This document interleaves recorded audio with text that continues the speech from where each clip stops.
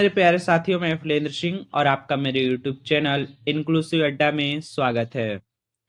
प्रिय साथियों, इस वीडियो के माध्यम से मैं आज आप लोगों को बताने वाला हूं यूपी टेट यानी कि Uttar Pradesh teacher eligibility test के बारे में पूरी जानकारी।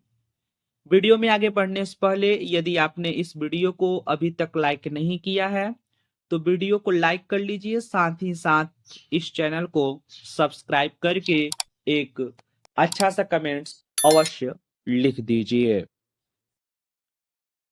चलिए जान लेते हैं Uttar Pradesh teacher eligibility test क्या है।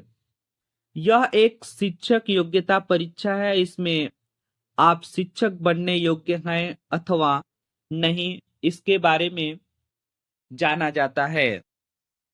और मैं अगर बात करूं कि क्या आप इसे देकर एक टीचर बन सकते हैं, तो जरूर। यहाँ पे सरकारी टीचर बनने के लिए आपको इस एग्जाम से गुजरना ही होगा। क्या इस टेस्ट के बाद कोई दूसरा भी टेस्ट होता है?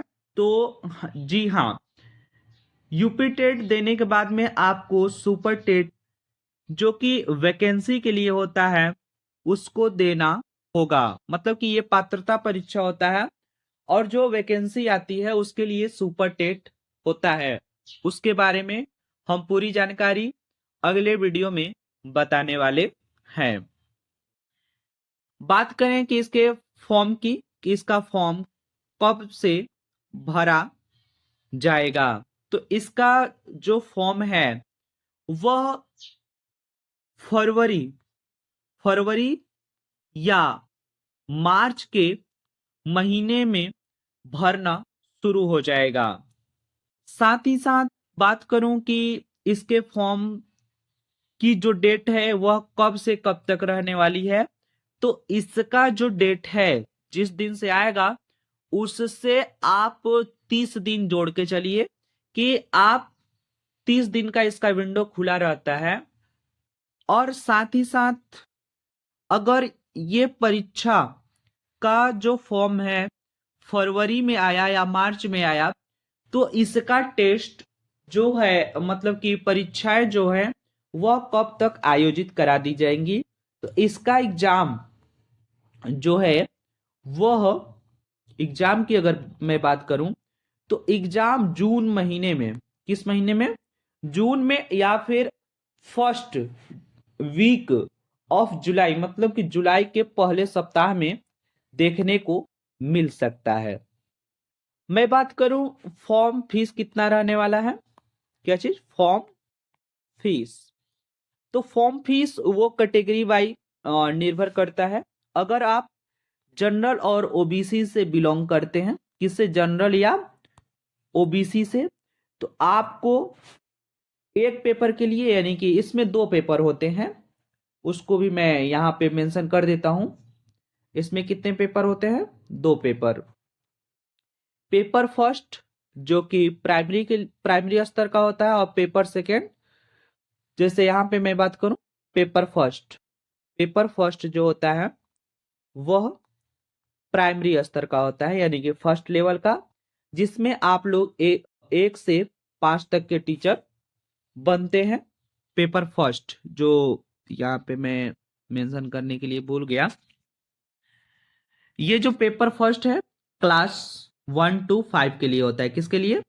1 to 5 के लिए। वहीं मैं पेपर सेकेंड की बात करूं, कौन सा पेपर? Paper second.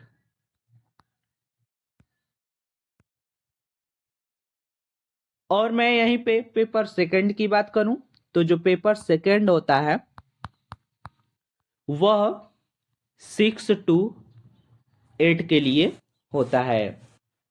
जान लेते हैं पेपर फर्स्ट को अप्लाई करने के लिए आपको कितने रुपए देने होंगे, पेपर सेकेंड को अप्लाई करने के लिए आपको कितने रुपए देने होंगे।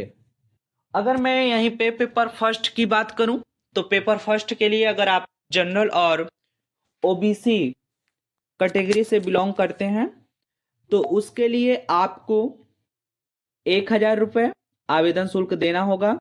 साथ ही साथ अगर आप पेपर सेकेंड डालते हैं तो उसके लिए भी आपको 1000 रुपये निर्धारित किया गया। यह किसके लिए है? ओबीसी, जनरल और ओबीसी के लिए। साथ ही साथ अगर मैं एससी और एसटी की बात करूं, एससी और एसटी की, तो प्राइमरी लेवल का जो है ये लोग मात्र 500 रुपये में अपना फॉर्म भर सकते हैं। 500 यहां पर भी और 500 यहां पर भी। अगर आप दोनों फॉर्म भरते हैं तो दोनों फॉर्म में ये जो 1000 का चार्ज है ये बढ़कर 1200 हो जाता है, और ये 500 का जो चार्ज है यह 600 रुपये हो जाता है। चलिए जान लेते हैं कि इसमें कौन कौन से सब्जेक्ट देखने को मिलते हैं।